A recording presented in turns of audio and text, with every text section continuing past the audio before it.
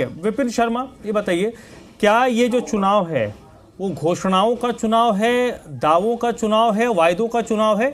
क्योंकि इसके पूर्व की अगर हम बात करें तो पिछले बार की अगर 2020 को अगर हम पकड़े तो आम आदमी पार्टी वायदा कर रही थी, बीजेपी कांग्रेस इस लेवल पर जाकर नहीं कर रही थी। इस बार तो ये देखा जा रहा है कि आप एक बोलेंगे तो कोई सवा बोलेगा, तो कोई डेढ़ बोलेगा, कोई दो बोलेगा।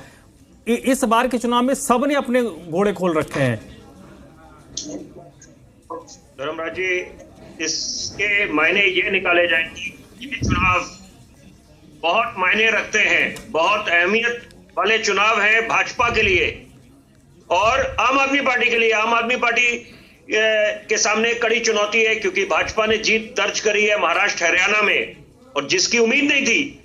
क्योंकि यहां पर अगर महाराष्ट्र की बात संदर्भ में बात करें, लोकसभा का जो प्रदर्शन रहा है निराशाजनक रहा है भाजपा का, लेकिन उसके बावजूद कमबैक करा है देवेंद्र फडणवीस के नेतृत्व में, और जो उन्होंने जमीनी स्तर पर जाकर कार्यकर्ताओं के साथ जुटे, तो यहां पर चुनौती आम आदमी पार्टी के सामने है और यहां पर कांग्रेस अपनी खोई जमीन तलाशना चाहती है।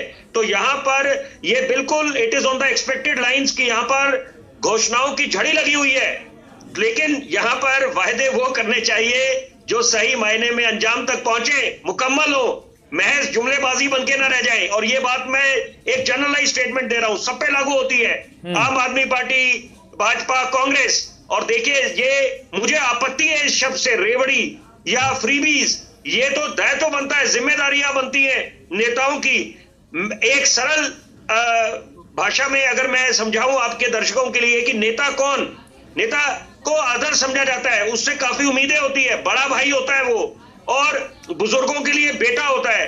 तो यहां पर एक सेंस ऑफ सिक्योरिटी आती है कि आप अपने मन मुताबिक नेता को चुन रहे हैं, तो वो आप ये उम्मीद करते हैं कि वो आपके अधूरे सपने पूरे करेगा, जो काम अधूरे रह गए उनको अंजाम तक पहुंचाएगा, और साथ में यहां पर जो आपकी समस्याएं हैं उसका समाधान निकलेगा। तो ये पहली बात तो कोई किसी पे एहसान नहीं कर रहा, ये स्वाभाविक है कि यहां पर नेता जब खास तौर पे ये एक स्वर्णिम मौका है जनता के पास कि जब वो जवाबदेही मांगे अपने नेताओं से कि आप अपना रिपोर्ट कार्ड साझा करें, बताएं कितने काम हुए, और ये जवाबदेही सबकी बनती है। इसमें ये कोई बोले कि यहाँ विपक्ष की जिम्मेदारी नहीं है, सबकी जिम्मेदारी बनती है कि यहां पर आश्वस्त करें कि आपका रोड मैप क्या है, और आप अगर ये सपने पूरे करेंगे तो कैसे पूरे करेंगे। योजनाएं सुनने में बहुत अच्छी लगती हैं और निश्चित बात है मैं आपके साथ इत्तेफाक रखूंगा। धर्मराज जी, आप बड़े वरिष्ठ पत्रकार हैं, यहां पर आपने जब बोला कि एक संकल्प पत्र वो लेके आए हैं और यहां पर वो सार्वजनिक तरीके से सबके सामने माननीय गृह मंत्री लेके आए हैं, तो बिल्कुल ब्लैक एंड व्हाइट है। तो यहां पर अब तो निश्चित बात है पारदर्शिता बनानी पड़ेगी, जवाबदेही बनेगी कि आप अपना रिपोर्ट कार्ड सामने लेके आए, कितने मुकम्मल करें। जैसे कि उदाहरण के तौर पे अमेरिका के राष्ट्रपति बिल्कुल डे 1 से जुट गए on a war footing note, युद्ध स्तर पे। तो यही आपसे उम्मीद करी जाती है कि जब जनता का जनादेश मिले तो आप वो ऐसे, पहले बात तो ऐसे वायदे जनता के बीच जाके साझे करें जो आप पूरे हो सके, जो मुमकिन हो सके।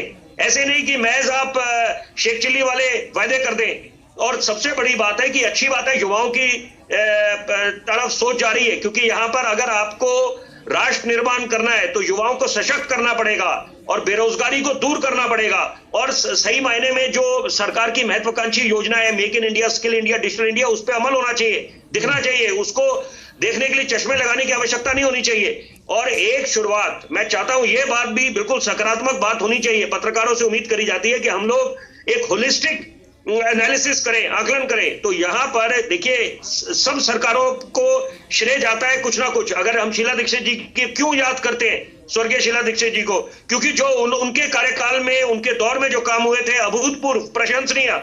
और मैं हर एक चर्चा में इस बात का जिक्र करता हूं क्योंकि कई बारी मैं उनसे जाके मिलने का अवसर प्राप्त हुआ, मैं जानता था उनसे जाके बतौर पत्रकार की क्या क्या इस समय चुनौती है सरकार के पास। तो वो बिल्कुल एक साफ तरीके से वो अवगत कराती थी कि क्या क्या समस्याएं हैं और कितनी चुनौती है, कितनी पूरी होंगी। लेकिन यहाँ पर जरूरी बात है कि यहाँ पर जो नूरा कुश्ती में समय बर्बाद हो रहा है, मुझे लगता है उस दिशा में भी सोच जानी चाहिए, क्योंकि ये जनता का समय नष्ट हो रहा है।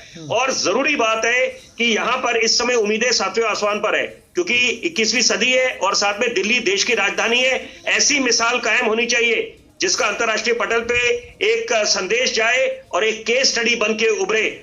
चलिए ठीक है सर, ठीक है।